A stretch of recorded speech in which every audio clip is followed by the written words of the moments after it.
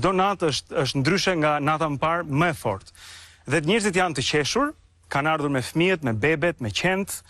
janë qytetarë të veshur mirë, janë njerëz që ta quaja nga ajo nëse ka në Shqipëri shtres të mesme, kjo është shtresa e mesme.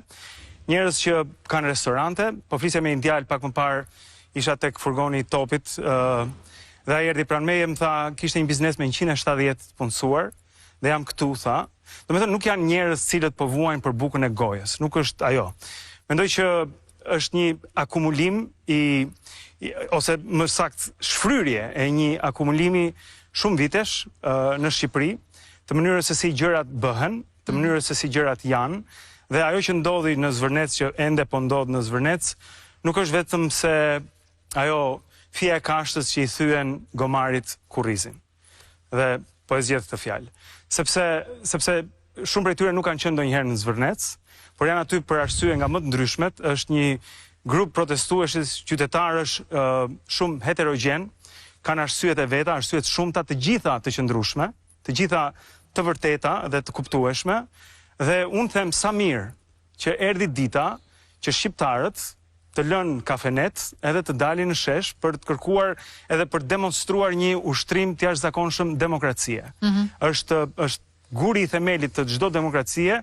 aftësia për të organizuar, edhe pse unë nuk i njoh, unë njoh ndoshta 1% të atyre që janë atje në shesh, njerëz që të përshëndesin, njerëz që të flasin, njerëz që të inkurajojnë, domethënë edhe pa i njohur diçka të bashkon me të gjithë ata që janë aty. Kështu që jam i lumtur që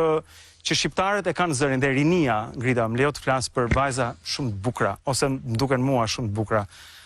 djem të rinj shumë të bukur, të një gjenerate Z, të cilët nuk u ngjajnë prindërve të tyre në traumat e frikës që ata kanë mbartur që nga koha e komunizmit, mos fol, mos dil, ç'të duhet ty, gjithë këto gjëra që na kanë shoqëruar, që na kanë çuar në një farë mënyrë, kemi qenë bashkëpunëtor të një dunimi të shoqërisë. Mendoj që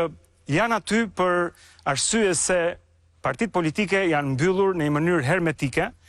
për të përfaqësuar njerëzit e thjeshtë. E ti shikon njerëz cilët bëjnë përpara në karriera, bëhen dikush, pa dhënë një kontribut më parë në shoqëri, pa